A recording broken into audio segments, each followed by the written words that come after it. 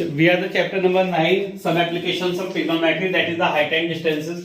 इस चैप्टर में हम लोगों को ट्रिग्नोमेट्री इस्तेमाल करनी होती है, यानी ट्रिग्नोमेट्रिक वैल्यूज आपको यूज करनी होंगी, जैसे साइन की, कॉस की, टेन की, कितने एंगल पे, 0 पे, 30 पे, 45 पे, 60 पे और 90 डिग्री पे आपको वैल्यूज आनी चाहिए। साइन, कॉस, टेन की जो आपकी वैल्यू कॉट, सेक और कोसेक की होती है वो इनके रेसिप्रोकल करके आ जाती हैं। ठीक है, तो हम लोग बस साइन की वैल्यू याद कर लेते हैं, बाकी पूरा ट्रिग्नोमेट्रिक टेबल आप इसके हेल्प से बना सकते हैं। जैसे साइन 0 कितना होता है 0, साइन 30 कितना होता है 1/2, साइन 45 कितना होता है 1/√2, साइन 60 कितना होता है √3/2, साइन 90 कितना होता है 1। ये 5 वैल्यूज आपको आनी चाहिए, बाकी पूरा का पूरा ट्रिग्नोमेट्रिक टेबल आप इसकी हेल्प से बना लेते हैं। जैसे cos की वैल्यू कैसे लिखेंगे, इसकी वैल्यू को रिवर्स करके, cos 0 1, cos 30 √3/2, cos 45 1/√2, cos 60 1/2 और cos 90 0। ठीक है, तो आपने साइन की वैल्यू रिवर्स करी तो cos की वैल्यू आपकी आ गई। इसके बाद टेन की वैल्यू कैसे निकालते हैं, आप जानते हो टेन क्या होता है, साइन अपॉन कॉस। साइन को कॉस से डिवाइड कर दो तो आपकी टेन की वैल्यू बन जाती है, यानी टेन 0 क्या होता है 0/1 0। टेन 30 कितना होता है 1/2 डिवाइड बाय √3/2, तो 1/√3। टेन 45 कितना होता है 1, टेन 60 कितना होता है √3 और टेन 90 कितना होता है नॉट डिफाइंड, यानी आप टेन 90 को डिफाइन नहीं कर सकते। ठीक है, अब जैसे आपने इस ऑर्डर में वैल्यू लिखी है टेन की, अगले ऑर्डर में किसकी वैल्यू लिख लेंगे उल्टा, कॉट की। जैसे कॉट 0 कितना हो जाएगा नॉट डिफाइंड, √3 1, 1/√3 और 0। ठीक है, नाउ सेक। सेक की वैल्यू कैसे लिखते हैं हम लोग, सेक किसका उल्टा होता है कॉस का, 1/cos। सेक कॉस का उल्टा होता है, 1 का उल्टा 1, √3/2 का उल्टा 2/√3, 1/√2 का उल्टा √2, 1/2 का उल्टा 2, 0/1 का उल्टा नॉट डिफाइंड। कोसेक थीटा की वैल्यू कैसे निकालेंगे, कोसेक थीटा किसका उल्टा होता है साइन का, 0/1 कितना हो जाएगा 1/0, यानी नॉट डिफाइंड। 1/2 का उल्टा 2, 1/√2 का उल्टा √2, √3/2 का उल्टा 2/√3 और 1 का उल्टा 1। तो इसकी हेल्प से आप पूरा का पूरा ट्रिग्नोमेट्रिक टेबल बना सकते हैं, और ये पूरा का पूरा आपका यूज होने वाला है हाइट एंड डिस्टेंस में। डिट्टो एज इट इज आपका यूज होगा।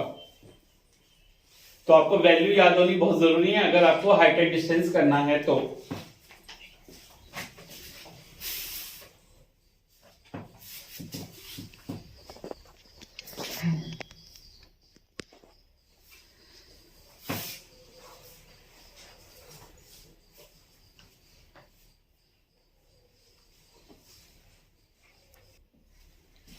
नाउ आपको राइट एंगल के हिसाब से पता करना चाहिए कि साइन क्या होता है, कॉस क्या होता है, टेन क्या होता है। सपोज कीजिए राइट एंगल ट्राइंगल है, तो ये एंगल कितने डिग्री का होगा 90 डिग्री का।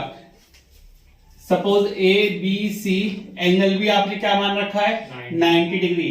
90 के सामने वाला क्या होता है हाइपोटेन्यूज, ऑलवेज 90 के सामने वाला हाइपोटेन्यूज। सपोज कीजिए आपने रेफरेंस एंगल क्या मान रखा है सी, इसे बोलते हैं रेफरेंस एंगल, यानी जिसके हेल्प से आप क्या निकाल रहे हैं सारी साइड से निकाल रहे हैं, इसे क्या बोलते हैं रेफरेंस एंगल। सपोज कीजिए रेफरेंस एंगल थीटा आपने ये मान रखा है। ठीक है, एंगल के सामने वाले को क्या बोलते हैं परपेंडिकुलर, एंगल के सामने वाले को परपेंडिकुलर, और बचा हुआ आपका बेस। अब यू नो कि अगर आपका रेफरेंस एंगल ए वाला होता तो इसके सामने वाला परपेंडिकुलर ये हो जाता और बचा हुआ बेस आपका ये वाला हो जाता। ठीक है, बस परपेंडिकुलर और बेस आपके इंटरचेंज होते हैं, बाकी हाइपोटेन्यूज आपकी फिक्स होती है किसके सामने वाली 90 के सामने वाली। ठीक, अब इसके बाद आपको पता करना है साइन थीटा क्या होता है, कॉस थीटा क्या होता है, टेन थीटा क्या होता है। क्या होता है sine theta, perpendicular upon hypotenuse, perpendicular upon hypotenuse. Cos theta क्या होता है base upon hypotenuse. Tan theta क्या होता है perpendicular upon base. Sine theta क्या होता है perpendicular upon hypotenuse. Cos theta क्या होता है base upon hypotenuse. Tan theta क्या होता है परपेंडिकुलर अपॉन बेस। याद है सबको। ठीक है। अब वो जो नेट में इस्तेमाल होता है, पंडित बद्री प्रसाद हर बोले सोना चांदी तोले, ठीक है, उससे भी कर सकते हो अगर आपको करना है तो, लेकिन सीधे याद कर लोगे तो ज्यादा अच्छा है, ठीक है। अब जैसे सपोज कीजिए यहाँ पे साइन का उल्टा क्या होता है, कोसेक। कोसेक कितना हो जाएगा, हाइपोटेन्यूज अपॉन परपेंडिकुलर। कॉस किसका उल्टा होता है, सेक का, तो सेक क्या हो जाएगा आपका, हाइपोटेन्यूज अपॉन बेस। टेन किसका उल्टा होता है, कॉट का, कॉट क्या हो जाएगा, बेस अपॉन परपेंडिकुलर, ठीक है। ये आपको याद रहेंगे, तो ये आपको याद रहने चाहिए अपनी हाइट एंड डिस्टेंसेस करने के लिए। एक तो सारी ट्रिग्नोमेट्रिक वैल्यूज और ये चीजें। अगर आपको ये चीजें आ गई, सिर्फ आपको स्टेटमेंट पहचाननी है, आप इस चैप्टर को आराम से ओवरकम कर लेंगे। अब मेन चैप्टर आपका स्टार्ट हो रहा है। पहली टर्म आती है इसमें लाइन ऑफ साइट। पहली टर्म क्या आती है, लाइन ऑफ साइट, यानी जिस लाइन पे हम लोग देख रहे हैं। लाइन ऑफ साइट क्या होती है, जिस लाइन पे हम लोग देख रहे हैं उसे लाइन ऑफ साइट बोलते हैं। सपोज कीजिए आप ग्राउंड पे यहाँ पे खड़े हैं, कहीं पे ग्राउंड है हॉरिजॉन्टल, क्या बोलते हैं इस प्लेन को, हॉरिजॉन्टल। हॉरिजॉन्टल लाइन होती है जिस लाइन से आप देख रहे हैं। सपोज कीजिए मेरी आंखें और इस आंख से मैं सामने देख रहा हूं, तो ये लाइन कैसी है मेरी, हॉरिजॉन्टल लाइन। तो जिस लाइन पे आप देख रहे हैं, वेदर ऊपर की तरफ और या फिर आप नीचे की तरफ, तो इस लाइन को क्या बोलते हैं, line of site. Line of site. अब आप कहेंगे कि मैं ऊपर से नीचे कैसे देखूंगा ग्राउंड पे, गड्ढे में थोड़ी देखेंगे। सपोज आप टावर के ऊपर खड़े हैं, ठीक है, आप छत पे खड़े हैं कहीं पे, आप वहां से किसी गाड़ी को देख रहे हैं रास्ते पे चलती हुई, ठीक है, बाहर चलती हुई, या आप ग्राउंड पे खड़े हैं, आप किसी टावर के टॉप पे देख रहे हैं, ठीक है, तो ये क्या होगी आपकी लाइन ऑफ साइट। जैसे यहाँ पे सपोज कीजिए ओरिजिन पॉइंट O है, ये पॉइंट P है, ये पॉइंट Q है, तो ये आपका P पॉइंट ऊपर की तरफ है, तो लाइन ऑफ साइट ये ऊपर की तरफ जाएगी। ये आप सपोज कीजिए किसी टावर पे खड़े हैं, छत पे खड़े हैं, और वहां से आप ग्राउंड पे देख रहे हैं किसी पॉइंट को, तो आपकी लाइन ऑफ साइट किस तरफ को रहेगी, नीचे की तरफ को रहेगी, ठीक है। अब जो आपका ऊपर की तरफ को एंगल बन रहा है ग्राउंड से, उस एंगल को बोलते हैं angle of elevation. Angle of elevation. Elevation angle हमेशा किस तरफ को बनता है, ऊपर की तरफ को। ग्राउंड से अगर आप कोई भी चीज ऊपर की तरफ देख रहे हैं, सपोज कीजिए मैं वहां पे कोना देख रहा हूं, तो ये मेरी लाइन ऑफ साइट है, और ये जो एंगल बना रहा है हॉरिजॉन्टल से, इसे क्या बोलेंगे, एंगल ऑफ एलिवेशन। अब सपोज कीजिए कोई बंदा कोने पे बैठा है, अब वहां से किसी भी बच्चे को देख रहा है, तो वो उसकी लाइन ऑफ साइट है। अब वो जो नीचे की तरफ का एंगल बनना है हॉरिजॉन्टल से, वो कौन सा हुआ, angle of depression. Angle of depression. Depression हमेशा बनता है नीचे की तरफ को, और एलिवेशन बनता है हमेशा ऊपर की तरफ को। एलिवेशन किस तरफ को बनेगा, ऊपर की तरफ को, और डिप्रेशन किस तरफ को बनेगा, नीचे की तरफ को। और जिस लाइन पे हम लोग देख रहे हैं उसे क्या बोलते हैं, लाइन ऑफ साइट, ठीक है। लाइन ऑफ साइट ऊपर की तरफ को भी हो सकती है, और लाइन ऑफ साइट नीचे की तरफ को भी हो सकती है। तो आपको 3 टर्म याद रखनी है इस वाले चैप्टर में शुरुआत में। एक तो लाइन ऑफ साइट, दूसरा एलिवेशन, और तीसरा डिप्रेशन, ठीक है। एलिवेशन हमेशा ऊपर की तरफ को बनेगा, और डिप्रेशन हमेशा नीचे की तरफ को बनेगा। किसके साथ, हॉरिजॉन्टल लाइन के साथ। किसके साथ, हॉरिजॉन्टल लाइन के साथ। कर लेंगे। एक वर्टिकल पोल है जो लेवल ग्राउंड पे खड़ा है। लेवल ग्राउंड का मतलब क्या होता है कि ग्राउंड जो है वो बिल्कुल स्ट्रेट है, हॉरिजॉन्टल है। ऐसा नहीं कि आप ये कह दो भैया ग्राउंड जो है वो नीचे ऊपर है, लेवल ग्राउंड है, तो ग्राउंड कैसा बनेगा, बिल्कुल सीधा, ठीक है। फिगर ऊपर बना देंगे, सॉल्व नीचे कर देंगे। तो सबसे पहले आप लेवल ग्राउंड बनाएंगे। लेवल ग्राउंड का मतलब क्या है कि ग्राउंड ऊपर कवर नहीं है, राइट। एक वर्टिकल पोल है इसके ऊपर, बिल्कुल सीधा।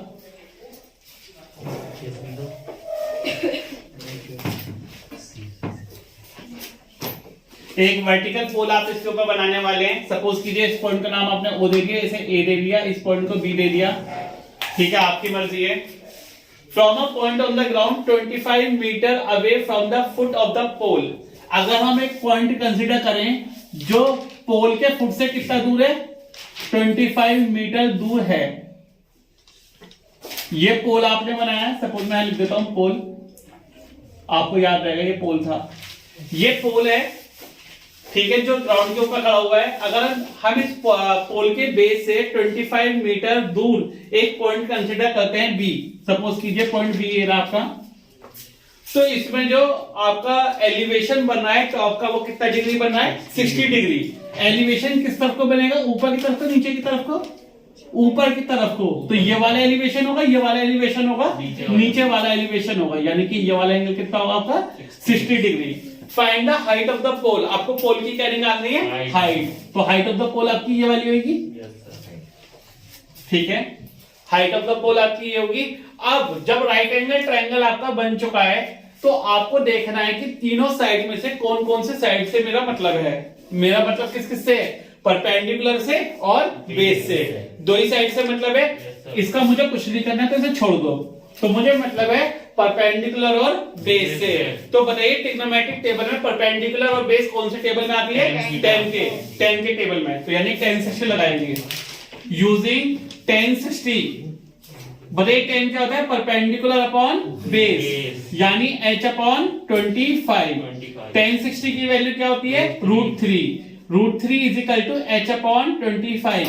ये 25 डिवाइड में इधर जाके multiply, but h is equal to 25 into √3 की वैल्यू आपको क्वेश्चन में गिवन है 1.732।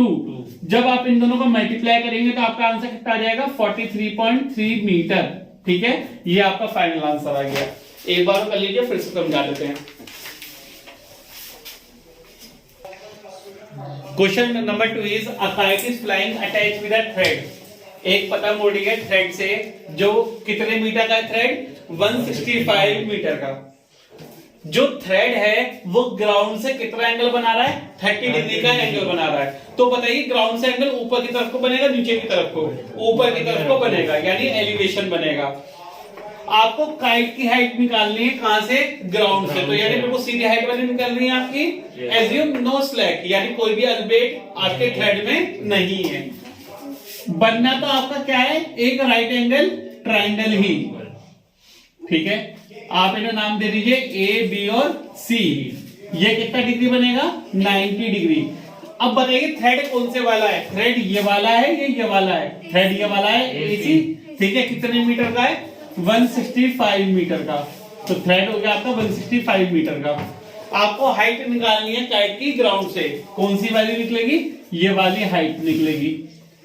अब आपको देखना ये है कि एंगल कितना डिग्री है मेरा, 30 डिग्री ग्राउंड से, ये 30 डिग्री। अब बताइए कौन कौन से साइड से मतलब है आपका, सामने वाली परपेंडिकुलर से और हाइपोटेन्यूज से। तो यानी परपेंडिकुलर अपॉन हाइपोटेन्यूज क्या होता है मेरा, sine. Using sine 30, using sine 30। Sine 30 की वैल्यू क्या होती है आपकी, परपेंडिकुलर अपॉन हाइपोटेन्यूज, यानी कि h अपॉन 165, और साइन 30 की वैल्यू होती है मेरी 1/2। ठीक है, क्रॉस मल्टीप्लाई कर लीजिए, 165 ऊपर जाएगा तो h इज इक्वल टू 165/2, यानी कि 82.5। तो हाइट कितनी आ गई ग्राउंड से, 82.5 मीटर मेरी हाइट आ जाएगी काइट की ग्राउंड से। ठीक है,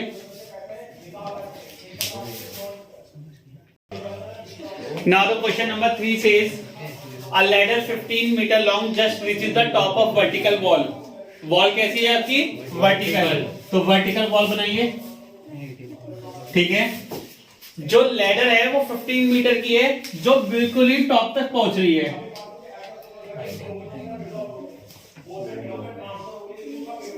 सपोज कीजिए आपकी लैडर है, कितने मीटर की है, 15 मीटर की। ठीक, if the ladder makes an angle of 60 degree with the wall, ladder का एंगल किससे बन रहा है, वॉल से, तो वॉल वाला एंगल बनाएंगे 60 डिग्री। ठीक है, तो यानी ये 60, ये 90, तो बचा हुआ वाला एंगल कितना डिग्री हो गया, 30 डिग्री। बाय एंगलसन प्रॉपर्टी ये 90, 60, तो बचा हुआ कितना हो गया, 30। ठीक है, हमें ये 15 मीटर दे रखी है, आपको हाइट ऑफ द वॉल निकालनी है। तो हाइट ऑफ द वॉल कौन सी वाली होगी आपकी, ये वाली। तो देखिए 30 के हिसाब से हमें कौन कौन सी साइड से मतलब है, परपेंडिकुलर और हाइपोटेन्यूज से। परपेंडिकुलर अपॉन हाइपोटेन्यूज यानी कि साइन 30, यूजिंग साइन 30 का यूज करके हमें क्या निकालना है, हाइट निकालनी है।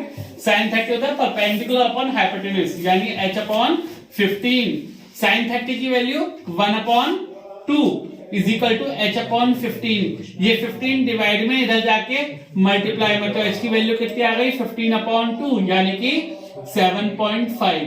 तो यानी जो आपकी हाइट है वॉल की वो कितनी है 7.5 मीटर। Very easy.